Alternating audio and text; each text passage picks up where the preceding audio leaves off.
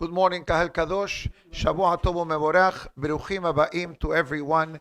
Today, Sunday, the 22nd day of Sivan, corresponding to June 11, 2023. Today's class, graciously sponsored by Liav Sioni, Le'ilui Nishmat, his beloved father, Shimon ben Malka, alav shalom, and Hamavdil, Refuah Shelema, of his brother, Oren ben Bela, among the Holim of Am Israel. Additionally, today's class, graciously sponsored by Eli Levi and family, Le'ilui Nishmat, his grandfather, Yehuda Aslan Laniado ben Zimbol, alav shalom. Additionally, today's class, graciously sponsored by Victor Mizrahi from Mexico, Le'ilui Nishmat, his beloved father, Eliyahu ben Lela, alav shalom. Additionally, today's class, graciously sponsored by Charlie and Gina Jamal, Le'ilui Nishmat, his beloved father, David ben Simcha, alav shalom. Additionally, by the Misri family, Le'ilui Nishmat, Haim ben Victoria, alav shalom. Iratzon, that to the words of Torah, their neshamot have an aliyah in Gan Eden.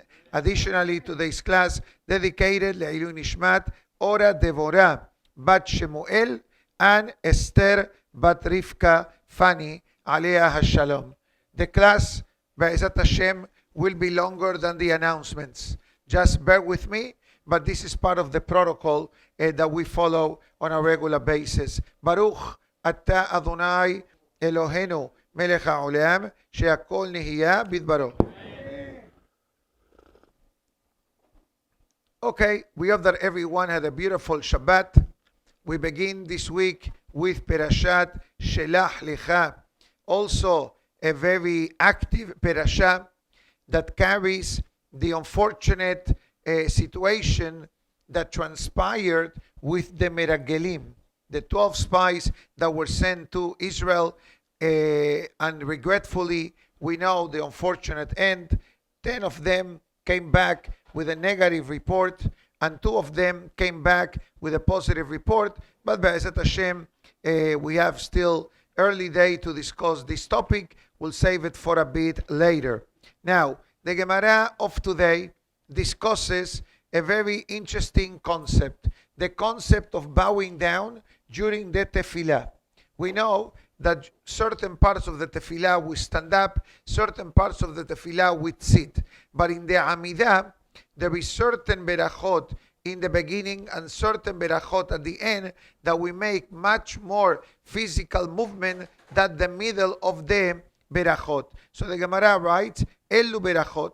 These are the berachot in the Amidah that a person bows down. For example, Baruch Atah Hashem Elokeinu Belokei Avotenu, Baruch Atah Hashem Magen Avraham. Then we have in Modim. Okay, so these are some that we have. The Gemara will bring a couple of explanations, and it says, where do we learn such a concept? So first the Gemara explains that in the time of the Bet HaMikdash, the Kohen Gadol, for every beracha, will make the same motion like we do for the beginning of the berachot. Number one, and the Kohen and the Melech will also do the same. But we learn this also from when the Bet HaMikdash was inaugurated in the time of Shlomo HaMelech alav shalom. We know that the celebration of the inauguration of Bet HaMikdash number one was something without any type of comprehension from our aspect, that we never saw the Bet HaMikdash, less the inauguration of the Bet HaMikdash. But it says that who never saw the inauguration of the Bet HaMikdash never experienced such a high level of Kedusha and holiness. And the Pasuk writes that Shlomo HaMelech bowed down Mikeroa al birkav bekapap perusot hashamayim. It says that Shlomo HaMelech himself, even though he was the king, and he could have said, you know what, as a king, I have to show a certain posture. Where do we find this from? From David HaMelech. David HaMelech, the Pasuk tells us, when the Aaron came back from the Pelishtim and from Edom Agiti, David HaMelech started to dance in a way, the Pasuk says, describing the dancing of David HaMelech, his wife Michal, she rebuked him. She rebuked him. She says, you are the king of Israel. How can you dance in such a way?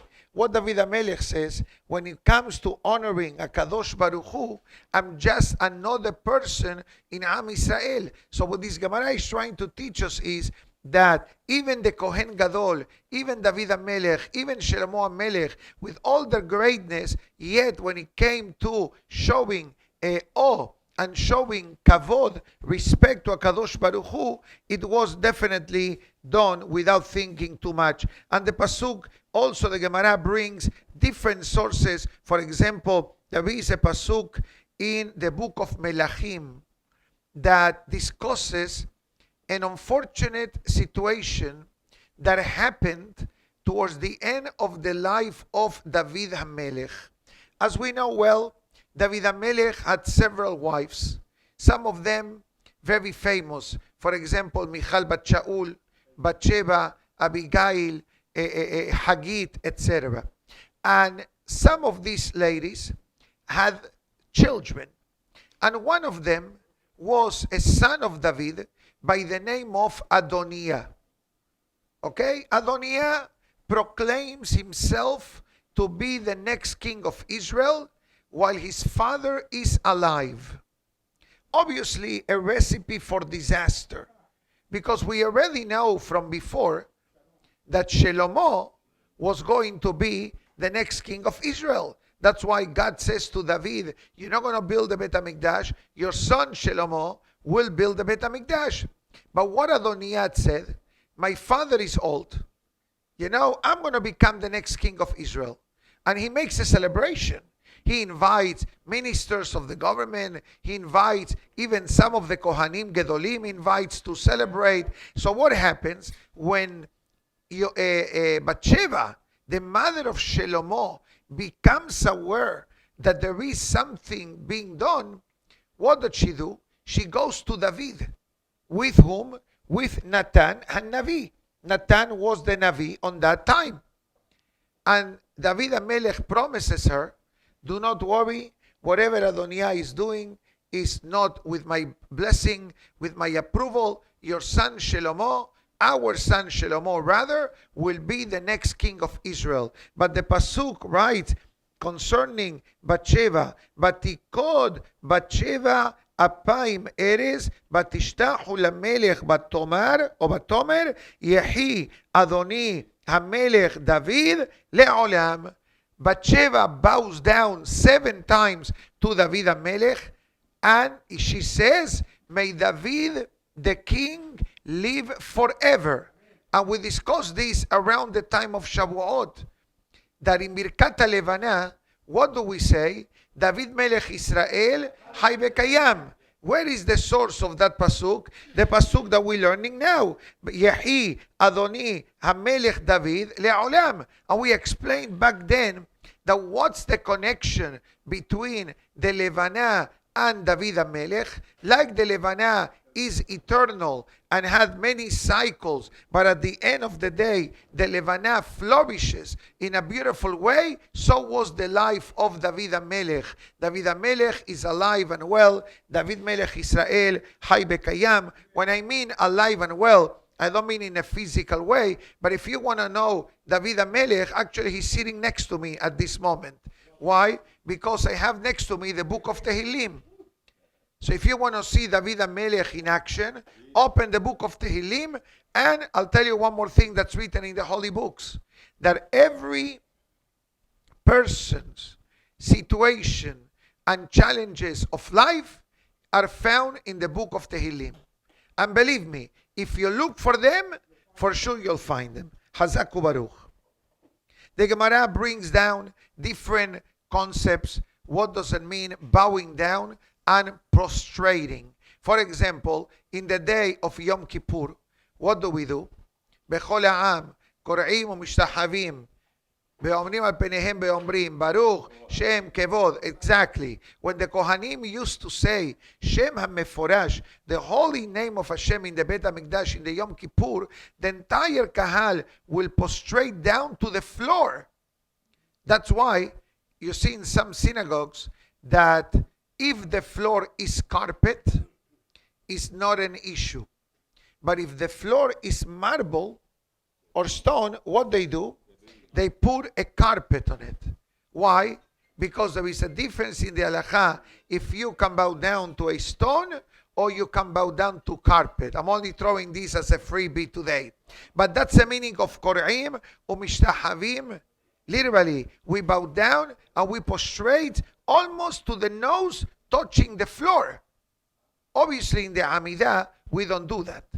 In the Amidah, you stand up, you bow down, you bend your knees, you bow down your upper part of the body, then you straighten up in the few times that the berachot are being said. And comes the Gemara and it says that there is no bowing down in the Hallel or in the Birkat Hamazon. Why the Gemara needs to bring suddenly, when we on the surface are talking about the basic protocols of the Amidah, suddenly the Hallel and the Birkat Hamazon. So the Gemara says the following.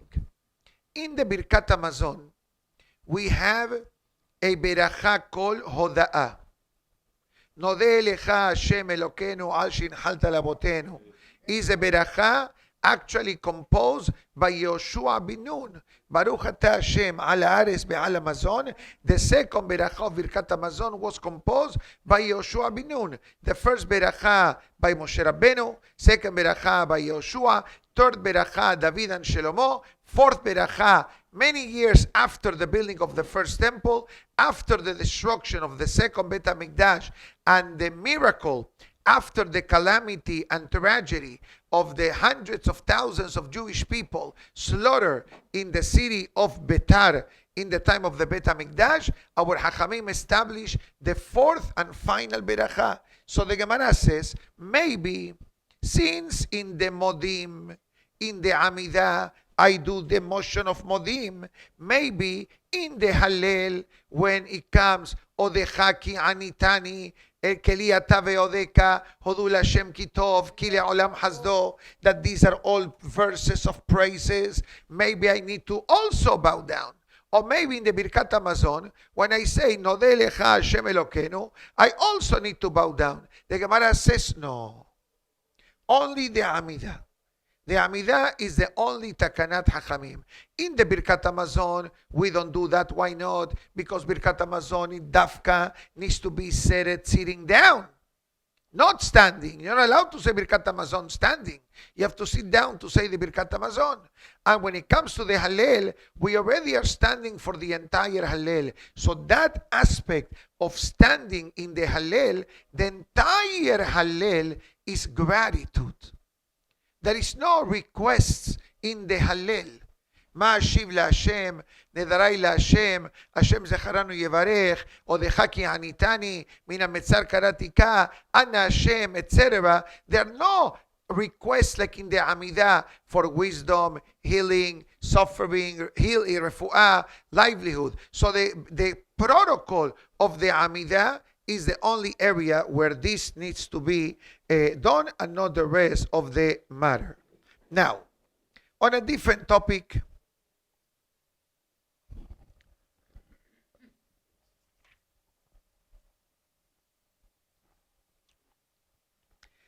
continue with the laws of Hazzanim. That's the menu of the day.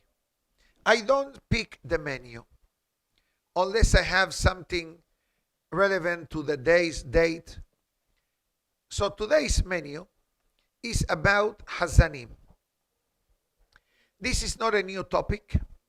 Already last week we devoted maybe 2 or 3 days based on the menu of the halakha, the protocols of praying with a minyan, the physical cleanliness of the body internally and externally, and the minimum requirements for a minyan to be considered a minyan for halachic purposes.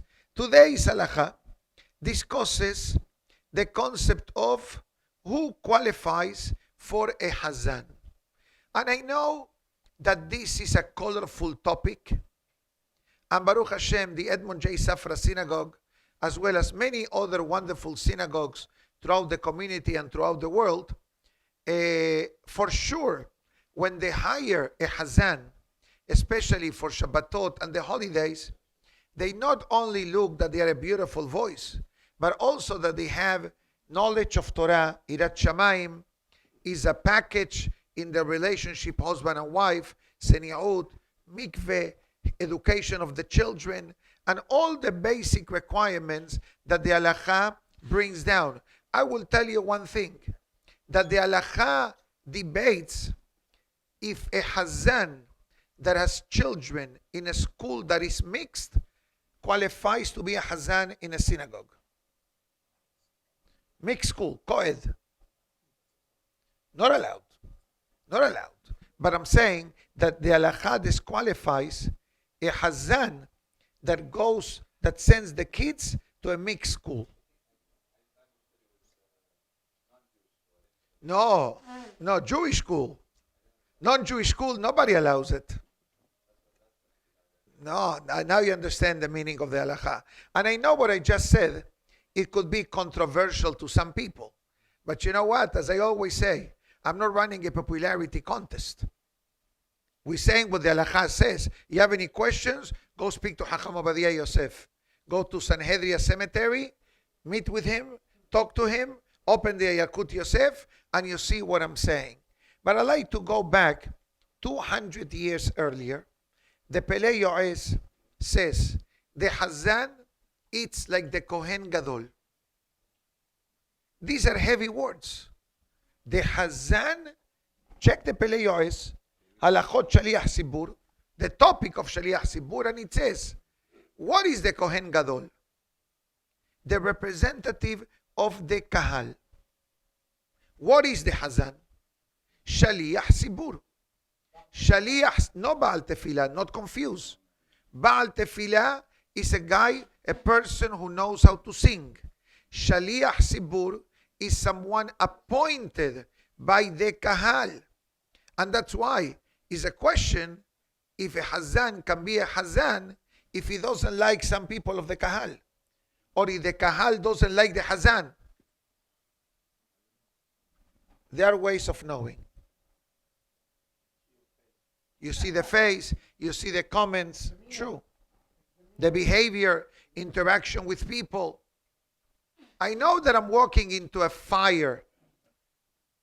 But you know what? I got a big enough shoulders to deal with it. Because that's what the halakha of today is going to discuss. And it says, let me give you the introduction.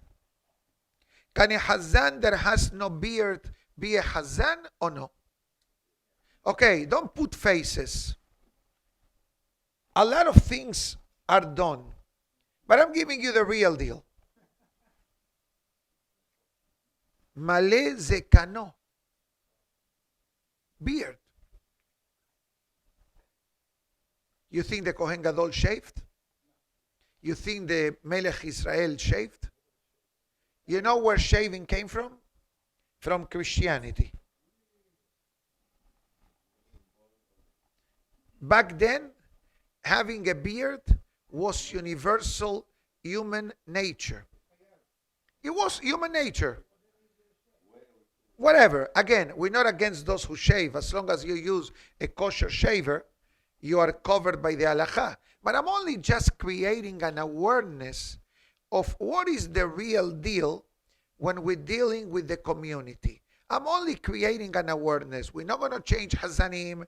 We're not going to stop people of going up to the Teva, God forbid. Unless we know that there is a real problem, we're not going to execute anybody. I'm only creating an awareness of what's going on. I told you the story that I was an eyewitness in Argentina when Hacham Shehebar Alav Shalom, the famous Hacham Shehebar, suspended a shohet from the community.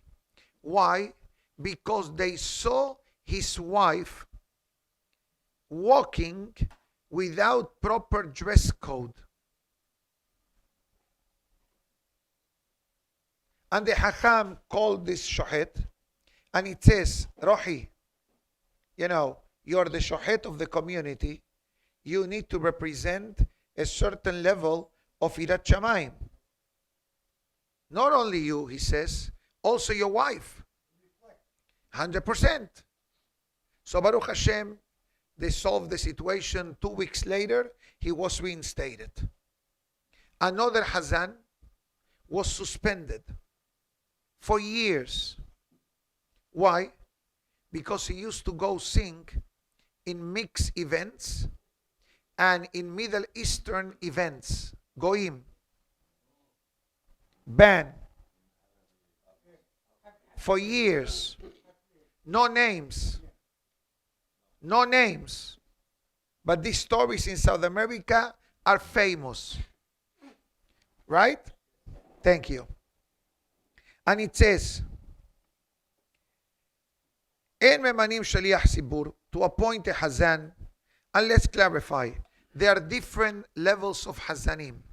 You have the weekday hazan, which rotates. You go one day, I go another day, ta ta ta ta ta. But then you have the hazan kabua, Shabbat and holidays. And Baruch Hashem, we are fortunate that our hazanim are fit the criteria. Good people with irat shamayim, good family unit, that makes our tefillah more meaningful. It's like, the attorney that you hire to represent you in a court of law. Who do you want? You want someone that is knowledgeable. You want someone that is seasoned. You want someone that has a Shem Tov. One of the criteria that Lecha discusses is what people say about him. If it has a Shem Tov, beautiful. But if it's a troublemaker, or has an ill reputation, or faulty business matters,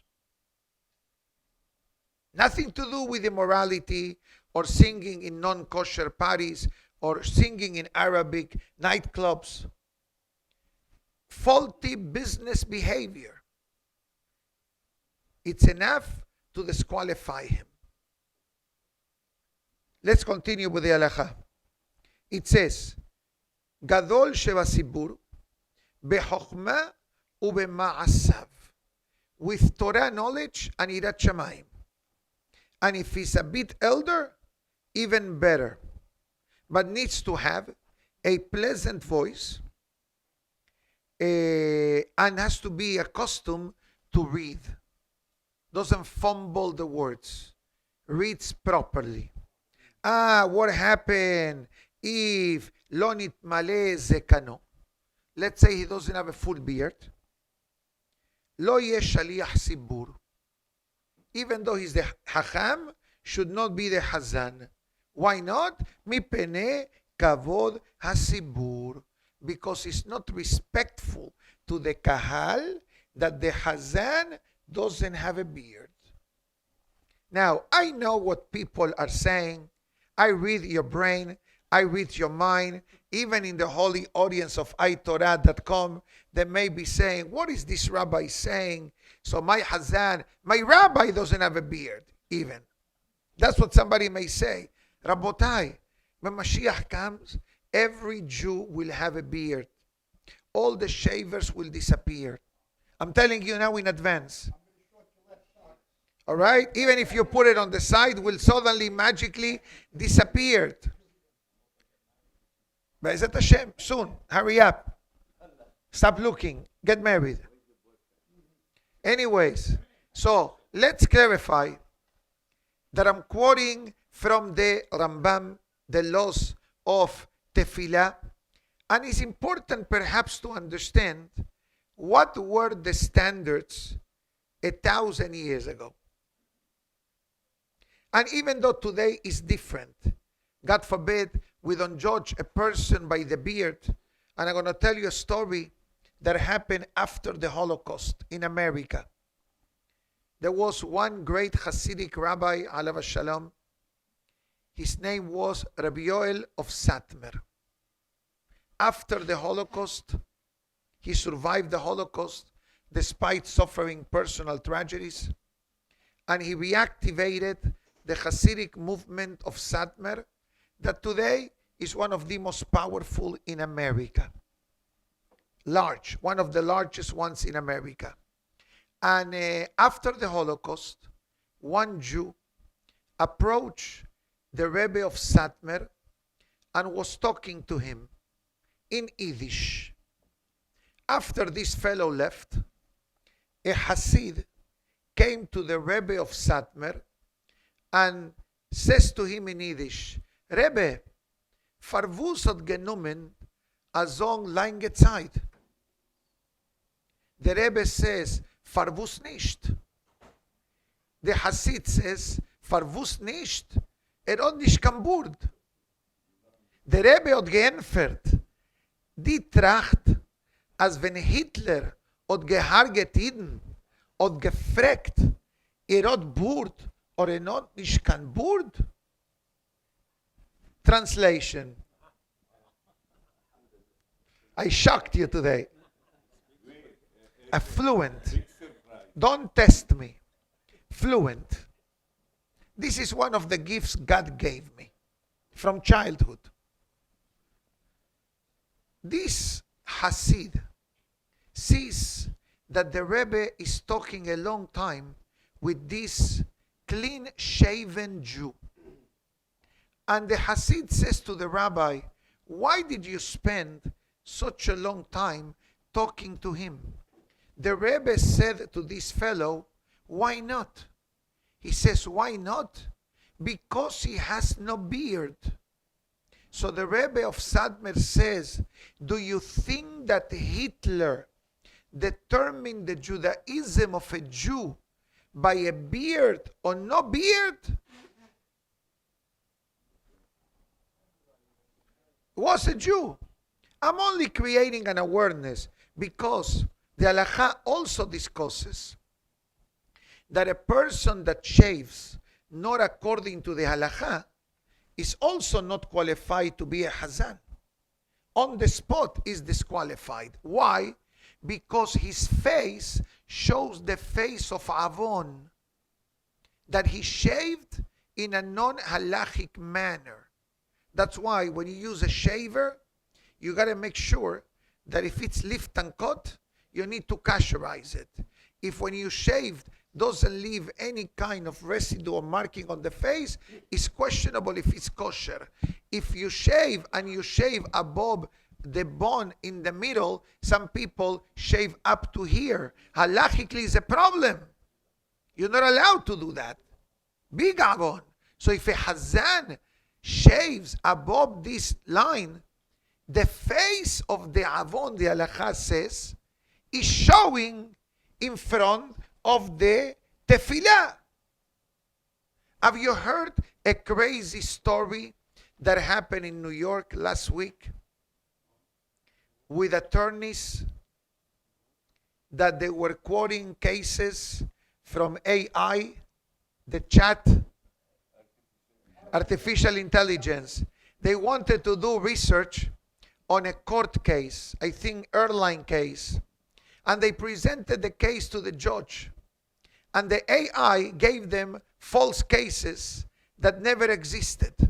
He made it. The AI made the case. Made the case up. Now these attorneys are now being held in contempt of court. And in a few weeks, the judge will give a ruling what kind of penalty these attorneys will receive. Why?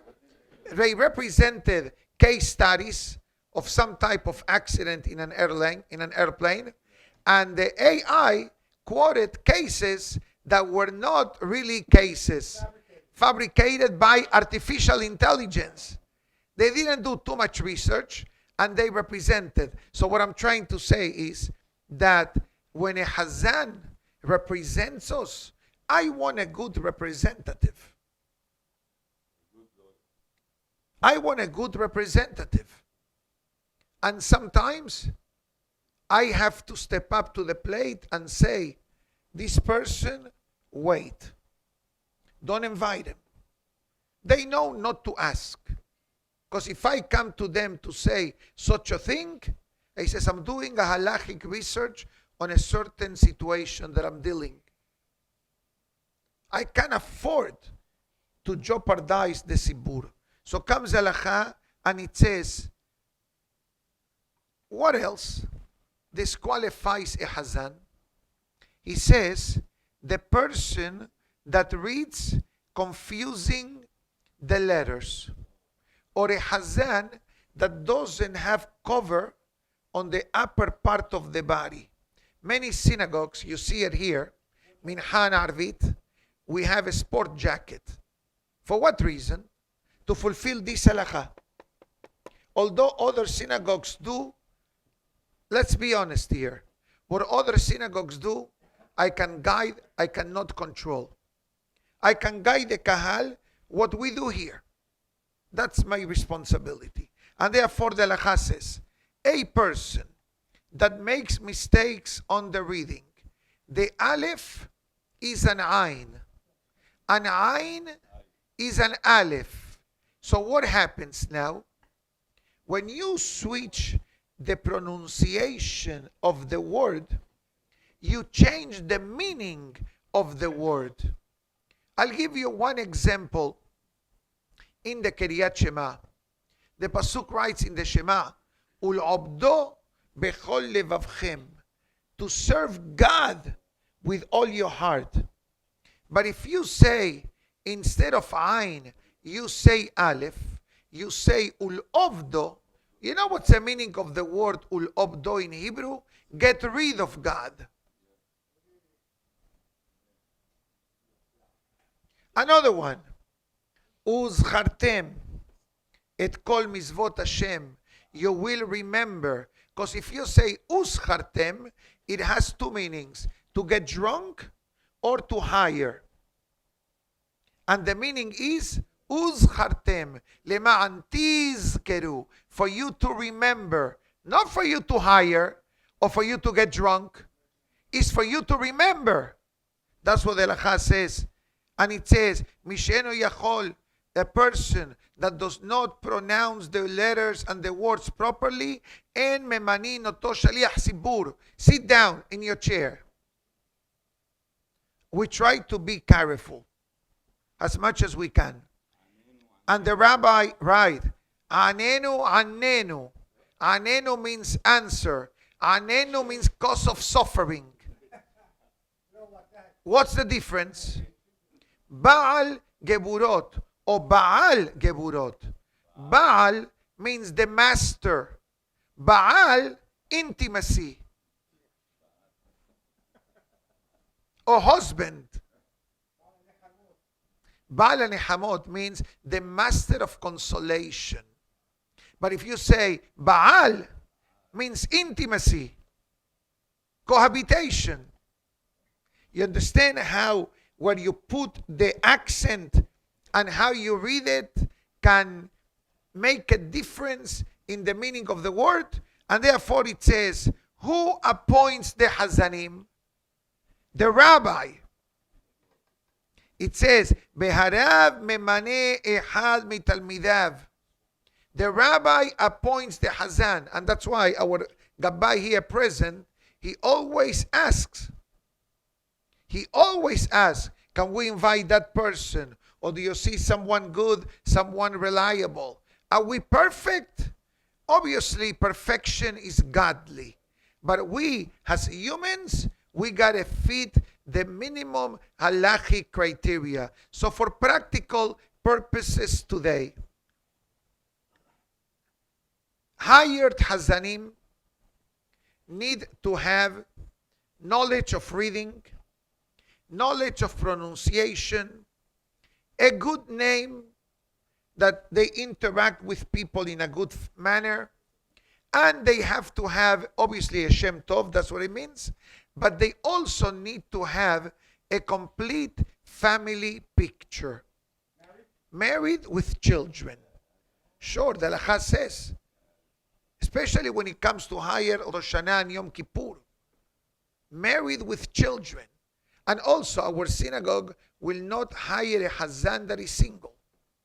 If it's a guest Hazan and one day comes and we invite him for a tefillah, faddal. But as a hiring to protect the kahal we need to have a married Hazan, but the wife also needs to have a certain level of Irat Shamayim, and the children being educated in a proper Torah environment.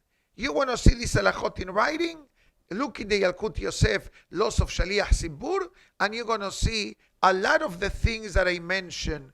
Beard, no beard, it's secondary today. But, number one, he needs to shave according to the halakha, and Baruch Hashem, our Hazanim comply with that. We are proud of them, but also making sure that when you shave this part, it should not be above the bone right in your ear. If you cross that line, you may be transgressing a biblical commandment. And if you're a Hazan, your prayer may get disqualified. Not to shave with blades which are too close to the skin, etc. Okay. I think that for today, it's already 40 minutes almost. For today, I think that we gave a lot of ammunition, a lot of powerful statements. I don't have to apologize because I don't think I said nothing wrong, but sometimes in the heat of the excitement of the learning, sometimes certain statements comes up. And God forbid, the idea is not to bash or to criticize anyone. The idea is that we need to know that a lot of things that we just do them, they may not always be the ideal based on the halakha. Now, regretfully, history carries a huge responsibility on certain things that 1,000 years ago were a given, and 1,000 years later, it's a whole different ballgame because life is different. People are different. Technology is different. Humanity changes. In certain area improves. In certain area becomes more challenging. But the Torah is called Divrei Elokim Haim. The words of the Torah are eternal. And also I'll say the following. Different synagogues have different protocols. It all depends on the spiritual level of the congregation. You understand? The spiritual level of a congregation, it also carries a tremendous amount of guidelines of what can be done and what cannot be done. Even the Gemara says, that clearly, that you should say things that you believe that can be heard and activated. And if you think to say something, but you know that it's not going to go anywhere, the Gemara writes, don't say it. That's when it comes to a speech. But now, today we are learning. We are learning the halakha. We are learning to educate ourselves. Alav Shalom, Mr. Mo Towel, many of you remember him. Okay, of course, he was a master Hazan. But not only in the sense of the knowledge of Hazanut through the Makamat and Pismonim, that's beautiful. But in the proper decorum, in the proper Hazaku Baruch pronunciation, do you know how many times he took me to the side to tell me things? And whenever he will tell me, Rabbi, I need to speak to you after prayers, I was shaking. And more than once, I tried to escape. No, Mr. Tao will have to give a class. I'll talk to you later, hoping that he will not remember. So then he will come the next day and he will tell me, Rabbi, we have a pending conversation. And more than once, he'll tell me, when you pray, the words of prayers are words like diamonds. You count the diamond. You measure. What's the rush? Where are you going? Obviously, many of his lessons and suggestions were activated to give more of a pleasant time during the prayer. Regretfully, what's happening today in the Jewish world is that people have less patience, less tolerance, even for the Hazanim, when for many generations listening to a Shabbat Hazan 45 minutes and 5 minutes Birkat Kohanim was enjoyable, today they tell the Hazan, hurry up. And the Kohanim are telling me, Rabbi, we're getting too tired. True story, by the way. We're getting too tired holding the hands. And I noticed that in many synagogues, and occasionally I do travel and I see that they are expediting things in order to make the prayer more enjoyable, etc. I know that not everybody agrees with this, but also we need to understand the reality. Society made us less patient. A lot of things we want expedited. I want TSA, I want clear, I want global entry, I want express lane, I want Amazon Prime same-day delivery, I want Uber Eats now, I want Target or Walmart delivery or pickup straight in my car. What do you think? That all these things that become part of our external life don't take a toll on us? I myself, I'm an expedited guy. Global entry, I have. TSA, I have. Express lane, I have. Amazon Prime, I have. In the tefillah, I'm still debating. But I do understand when the Kohen tells me, Rabbi, my hands are tired, I can't hold it for 5 minutes. What about the father who is blessing the son? And that's also. And I use both hands like I do. I also get tired, but I don't say nothing. I don't say nothing. So we need to understand that every generation has its own set of challenges and situations, and our responsibility is to adjust accordingly. As long as we stay within the perimeters and parameters of the Torah and Halakha, adjustments are necessary accordingly. It's like proliferations of so many minyanim. You have the teens minyan, you have the youth minyan, you have the girls programs, you have the boys programs, you have the elderly program. Why you need that? Because today, each segment of the community has their own particular needs. And guess what? As long as we are able to provide the service, and as I repeat before, we don't lower the standards of the Torah. Let's clarify this. That will be the biggest mistake that any rabbi or congregation may make. We learn this from the Mishnah in Aharon HaKohen, un karevan la Torah. The mission and the goal is lift the people up. Don't lower them. So by lifting the people, you need to have a separate minyan to target that particular audience. Hazaku Baruch. Have a good day, everybody.